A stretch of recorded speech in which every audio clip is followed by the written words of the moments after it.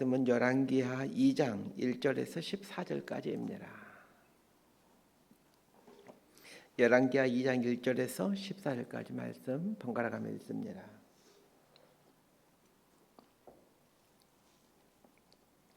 제가 먼저 읽겠습니다. 여호와께서 회오리 바람으로 엘리야를 하늘로 올리고자 하실 때에 엘리야가 엘리사와 더불어 길갈에서 나가더니 엘리야가 엘리사에게 이르되 청하건대 너는 여기 머물라 여호와께서 나를 베델로 보내시느니라 하니 엘리사가 이르되 여호와께서 살아계심과 당신의 영혼이 살아있음을 두고 맹세하노니 내가 당신을 떠나지 아니하겠나이다 하는지라. 이에 두 사람이 베델로 내려가니 베델에 있는 선지자의 제자들이 엘리사에게로 나와 그에게 이르되 여호와께서 오늘 당신의 선생을 당신의 머리 위로 데려가실 줄을 아시나이까 하니 이르되 나도 또한 아노니 너희는 잠잠하라 하니라. 엘리야가 그에게 이르되 엘리사야 청하건대 너는 여기 머물라 여호와께서 나를 여리고로 보내시느니라.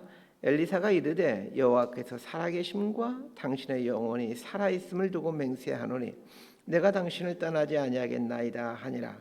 그들이 여리고에 이르매 여리고에 있는 선지자의 제자들이 엘리사에게 나와 이르되 여호와께서 오늘 당신의 선생을 당신의 머리 위로 데려가실 줄을 아시나이까 하니 엘리사가 이르되 나도 아노니 너희는 잠잠하라. 엘리야가 또 엘리사에게 이르되 청하건대 너는 여기 머물라 여호와께서 나를 요단으로 보내시느니라 하니 그가 이르되 여호와께서 살아계심과 당신의 영혼이 살아있음을 두고 맹세하노니 내가 당신을 떠나지 아니하겠나이다 하는지라. 이에 두 사람이 가니라. 선지자의 제자 50명이 가서 멀리 서서 바라보매 그 두 사람이 요단가에 서 있더니 엘리야가 겉옷을 가지고 말아 물을 치매 물이 이리저리 갈라지고 두 사람이 마른 땅 위로 건너더라. 건너매 엘리야가 엘리사에게 이르되 나를 내게서 데려감을 당하기 전에 내가 내게 어떻게 할지를 구하라. 엘리사가 이르되 당신의 성령이 하시는 역사가 갑절이나 내게 있게 하소서 하는지라. 이르되 내가 어려운 일을 구하는도다. 그러나 나를 내게서 데려가시는 것을 내가 보면 그 일이 내게 이루어지려니와 그렇지 아니하면 이루어지지 아니하리라 하고 두 사람이 길을 가며 말하더니 불수레와 불말들이 두 사람을 갈라놓고 엘리야가 회오리 바람으로 하늘로 올라가더라.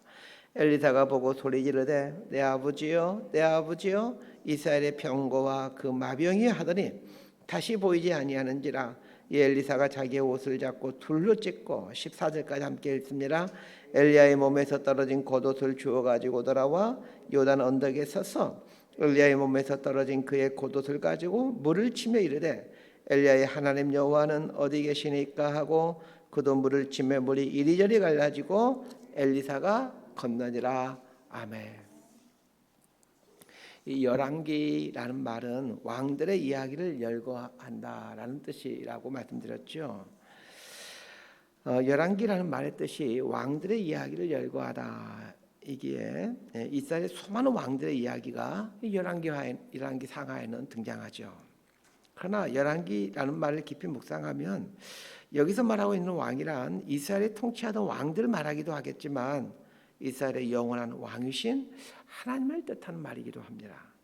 열왕기 상하에 등장하는 수많은 왕들에 의해 이스라엘의 역사가 진행되는 것처럼 보여지지만 실은 진짜 왕이신 하나님께서 이스라엘을 통치하고 계십니다.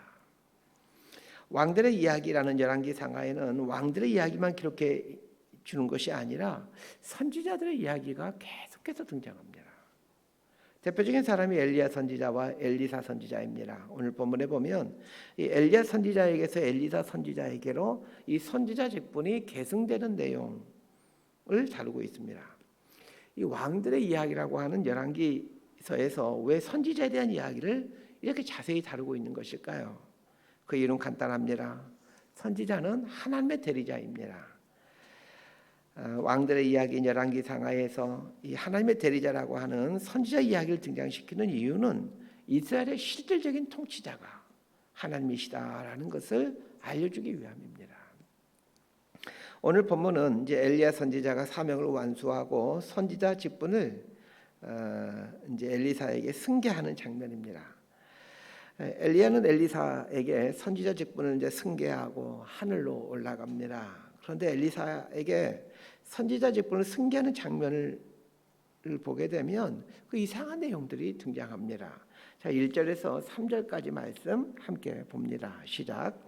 여호와께서 회오리 바람으로 엘리야를 하늘로 올리고자 하실 때에 엘리야가 엘리사와 더불어 길갈에서 나가더니 엘리야가 엘리사에게 이르되 청하건대 너는 여기 머물라 여호와께서 나를 베델로 보내시느니라 하니 엘리사가 이르되 여호와께서 살아계심과 당신의 영혼이 살아있음을 두고 맹세하노니 내가 당신을 떠나지 아니하겠나이다 하는지라.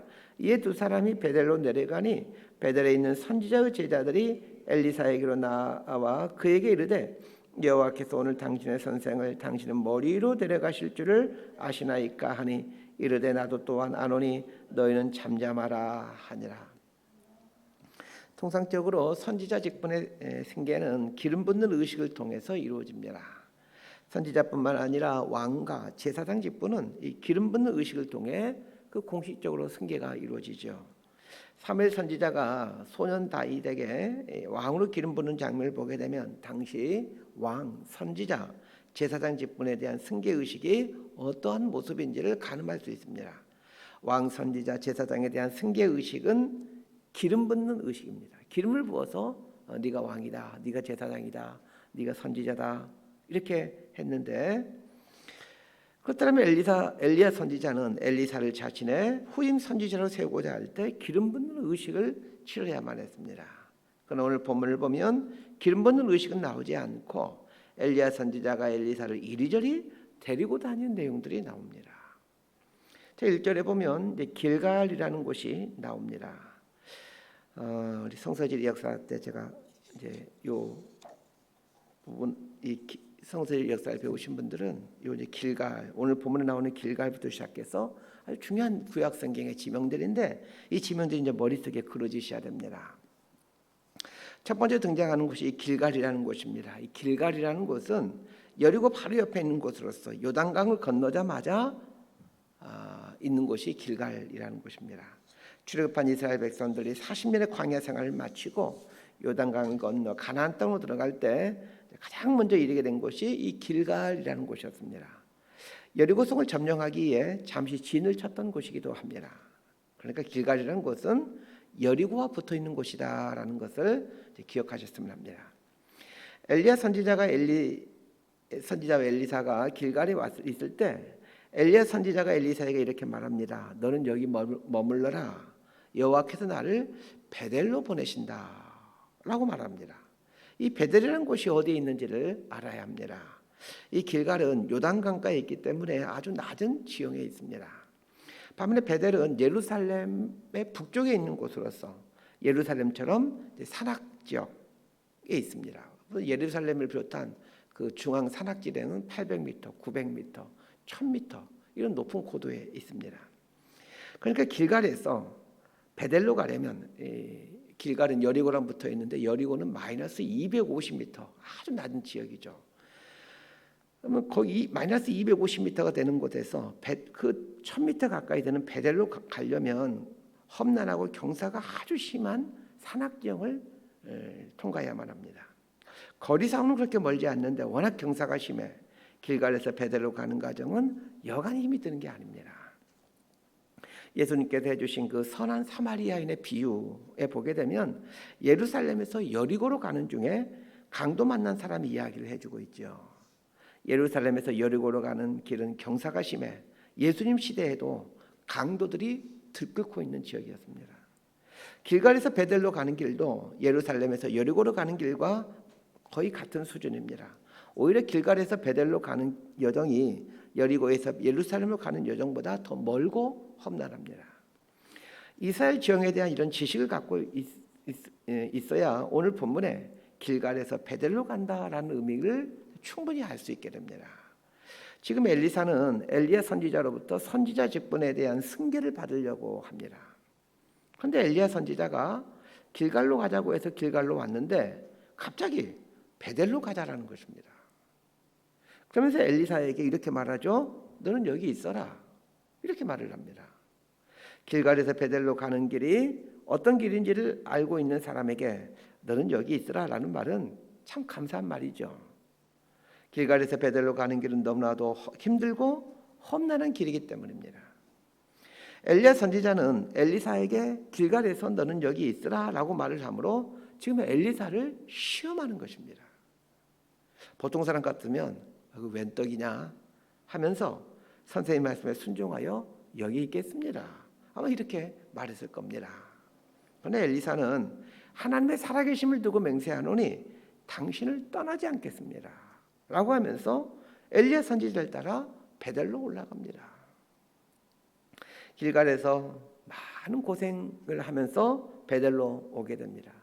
그 지형을 아는 사람이라면 참 많은 고생하면서 길갈에서 베델로 올라가겠구나 라는 게 보여지죠. 그런데 베델로 오자마자 또 엘리야 선지자가 뭐라고 말을 합니까? 자, 4절과 5절 말씀을 함께 읽습니다. 시작. 엘리야가 그에게 이르되 엘리사야 청하건대 너는 여기 머물라. 여호와께서 나를 여리고로 보내시느니라. 엘리사가 이르되 여호와께서 살아계심과 당신의 영혼이 살아있음을 두고 맹세하노니 내가 당신을 떠나지 아니하겠나이다 하니라. 그들이 여리고에 이르매 여리고에 있는 선지자의 제자들이 엘리사에게 나와 이르되 여호와께서 오늘 당신의 선생을 당신의 머리 위로 데려가실 줄을 아시나이까 하니 엘리사가 이르되 나도 아노니 너희는 잠잠하라. 베델에 이르자 엘리야 선지자가 엘리사에게 엘리사야 너는 여기 머물러 있어라. 하나님께서 나를 여리고로 오라 하신다. 또 이렇게 말을 합니다. 여리고는 좀 전에 있었던 길갈 바로 옆에 있는 길갈과 붙어 있는 곳입니다. 이런 걸 두고 오늘 본문을 보고 나온 우리나라 말이 있습니다. 똥개 훈련시킨다라는 말이 여기서 나왔습니다. 엘리야 선지자의 말은 사람 환장하게 하는 말입니다.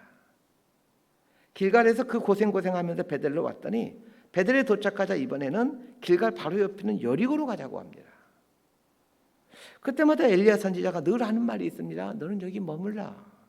이런 말을 합니다. 너는 여기 머물라라는 말은 나를 따라서 힘들게 베델로 갈 필요도 없고 여리고로 갈 필요도 없다. 얼마든지 편한 길을 선택할 수 있다라는 말입니다. 그럼에도 엘리사는 하나님의 살아계심을 두고 맹세하노니 라고 말하면서 스승인 엘리야 선지자가 가는 곳을 따라갑니다. 자, 여리고 왔습니다. 이번에는 뭐라고 말합니까? 6절 말씀 함께 읽습니다. 시작.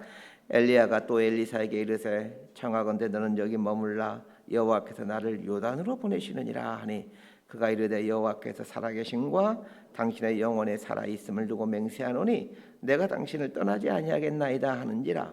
이에 두 사람이 가는지라. 자, 여리고에 왔더니 이번에는 하나님께서 나를 요단으로 보내신다 이렇게 말합니다. 그래서 이번에도 엘리사는 여호와의 살아계심을 두고 맹세하노니 내가 당신을 떠나지 않겠습니다 라고 하면서 이 엘리야 선지자를 따라 요단으로 옵니다. 자, 이것은 위에서도 말씀드렸듯이 엘리사를 향한 엘리야 선지자의 시험입니다. 네가 진짜로 선지자가 되고 싶으냐? 그러면 이것 한 가지를 알아야 한다. 선지자로 산다는 것은 너무나도 힘이 드는 인생이다 라는 것을 말해주는 시험입니다. 이 시험에서 엘리사는 합격합니다. 저는 오늘 말씀을 보면서 이 선지자로 살아간다는 게 참 힘든 인생이구나 라는 것을 생각해 봅니다. 선지자는 하나님의 말씀을 대언하는 사람입니다. 우리 목회자들 또 하나님의 말씀을 대언하는 사람이죠. 어느 정도 선지자의 사명을 갖고 있습니다. 그런데 목회자만 선지자의 사명을 갖고 있는 게 아닙니다. 모든 그리스도인은 하나님의 말씀을 삶으로 대언하는 선지자입니다. 하나님의 말씀을 대언하는 삶이 얼마나 고되고 힘든 삶이라는 것을 엘리야 선지자는 엘리사에게 알려주고 싶었던 것입니다. 우리는 오늘 본문을 통해 하나님의 말씀을 대언하는 선지자적 삶을 사는 것이 참으로 힘들다는 것을 알고 그리고 각오하고 신앙생활을 해야 됩니다. 그래서 인생 편하게 살려고 예수 믿으면 안 됩니다. 예수 믿으면 복 받는다더라 이 생각하고 다 예수 믿었겠지만 예수 믿은 이후에는 이제 다른 생각을 하셔야 됩니다. 편하게 살려고 예수 믿으려고 해서는 안 됩니다. 성경에 나오는 믿음의 사람들 보십시오. 편하게 산 사람은 한 사람도 없습니다. 하나님의 말씀을 세상에 드러내는 선지자적 삶을 사는 게 우리 그리스도인들의 사명인데 어찌 그 인생이 편할 수 있겠습니까? 자, 7절에서 11절까지 함께 보도록 합니다. 시작. 선지자의 제자 50명이 가서 멀리 서서 바라보매 그 두 사람이 요단가에 서 있더니 엘리야가 겉옷을 가지고 말한 물을 치며 물이 이리저리 갈라지고 두 사람이 마른 땅 위로 건너더라. 건너매 엘리야가 엘리사에게 이르되 나를 내게서 데려감을 당하기 전에 내가 내게 어떻게 할지를 구하라. 엘리사가 이르되 당신의 성령이 하시는 역사가 갑절이나 내게 있게 하소서 하는지라. 이르되 내가 어려운 일을 구하는도다. 그러나 나를 내게서 데려가시는 것을 내가 보면 그 일이 내게 이루어지려니와 그렇지 아니하면 이루어지지 아니하리라 하고 두 사람이 길을 가며 말하더니 불소리와 불말들이 두 사람을 갈라놓고 엘리야가 해오리 바람으로 하늘로 올라가더라. 요단 지역이 마지막 코스였습니다. 요단에 도착하자 그곳에 선지자 제자 50여 명이 기다리고 있었습니다. 여기에 등장하는 제자 50여 명은 엘리야 선지자의 제자들로서 이제 엘리사가 엘리야의 뒤를 잇는 승계자가 되는 것을 증명해 줄 사람들입니다. 이 사람들은 엘리사의 제자로 이제 바뀌어가게 되겠죠. 만약에 엘리사가 길갈에서 베델로, 베델에서 여리고로, 여리고에서 요단으로 오는 길이 힘들다고 포기했다라면 그는 엘리야의 승계권자로 인정받지를 못하게 될 겁니다. 그렇습니다. 오랜 훈련 끝에 선지자가 될 수 있습니다. 그리고 훈련의 끝은 영광입니다. 오늘 본문에 보면 엘리야 선지자가 불소리와 불말을 타고 하늘로 승천합니다. 엘리사는 엘리야 선지자의 승천한 모습을 똑똑히 목격합니다. 거기서 그치지 않고 엘리야의 갑절의 영감을 받게 되는 영광을 누리게 됩니다. 엘리사가 선지자의 삶이 고되고 힘들다고 중간에서 멈춰버렸다면 엘리사는 결코 이 영광스러움을 얻지 못했을 겁니다. 엘리야 선지자가 불소리와 불말을 타고 하늘로 승천한 모습을 본 엘리사는 살아가는 동안에 어떤 어려움과 고난이 와도 자신의 스승인 엘리야가 불말과 불병을 타고 올라가는 이 모습을 생각하면서 숱한 어려움들 이겨냈을 겁니다. 한평생 하나님의 말씀에 올곧게 순종해 간다면 엘리야 선지자를 영광스럽게 하신 것처럼 자신의 삶도 영광스럽게 인도하실 것이라는 것을 엘리사는 매 순간 깨달았을 겁니다. 실제로 엘리사의 인생을 보게 되면 평생에 걸쳐 하나님의 영광을 드러내는 삶을 살게 됩니다. 이런 삶을 살게 된 힘이 있었다면 자신의 스승 엘리야가 불소리와 불말을 타고 하늘로 오르는 것을 목도했기 때문일 겁니다. 엘리사가 가진 고생을 하면서도 길갈에서 베델로, 베델에서 여리고로, 여리고에서 요단으로 한마디 불평 없이 스승인 엘리야와 함께 고난의 길을 선택했을 때 그에게는 엘리야의 갑절의 영광을 소유하게 됩니다. 오늘 본문을 통해 알게 되는 것이 있습니다. 영성은 이런 과정을 통해 형성되어 가고 깊어져 간다는 것을 알게 됩니다. 영성이란 게 그냥 생기는 게 아닙니다. 교회 다닌다고 영성이 생기는 게 아닙니다. 하나님의 말씀을 드러내는 삶을 살기 위해 고난과 어려움을 겪어내면서 거기서 영성이 형성되고 깊어져 가는 겁니다. 그렇다면 하나님을 바르게 섬기고자 할 때 고난과 어려움이 온다라는 것을 알고 기꺼이 고난과 어려움을 감당하고자 한다면 우리의 영성도 깊어지게 된다는 것을 오늘 말씀을 통해 알게 됩니다. 열왕기하를 공부하는 동안에 계속해서 살펴보겠지만 엘리사 선지자를 통하여 수많은 기적과 수많은 이적이 일어납니다. 엘리사 선지자를 통해 많은 기적과 이적이 일어난 것은 결코 이상한 일이 아닙니다. 오늘 본문에 나오는 이런 어려움과 고난을 통해 영성이 형성되고 깊어져 간다는 걸 알게 된다면 우리 삶에 닥치는 어려움과 고난을 색다르게 바라볼 수 있게 됩니다.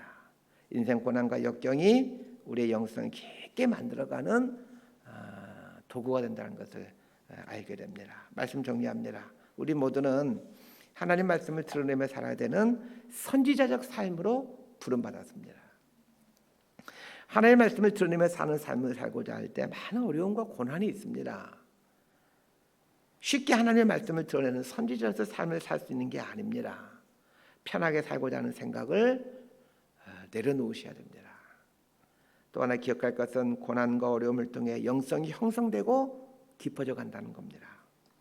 엘리사가 스승인 엘리야 선지자보다 더 귀하게 쓰임 받을 수 있었던 비결이 있다면 고난과 어려움을 통해 깊은 영성이 형성되었기 때문입니다. 하나님께 쓰임 받는 것도 그냥 쓰임 받는 게 아닙니다. 하나님 저 좀 써주세요. 이렇게 요청한다고 써지는 게 아닙니다. 오랜 연단과 고난을 통해 깊은 영성을 갖게 되었을 때 쓰임 받게 됩니다. 하나님이 세우신 이 법칙을 잘 기억하면서 하나님의 말씀을 드러내는 이 선지자적 삶을 살아가는 동안에 겪게 되는 고난과 어려움 넉넉히 이겨내며 살아가는 저와 여러분의 삶이 되기를 진심으로 소망하고 축복합니다. 기도하겠습니다.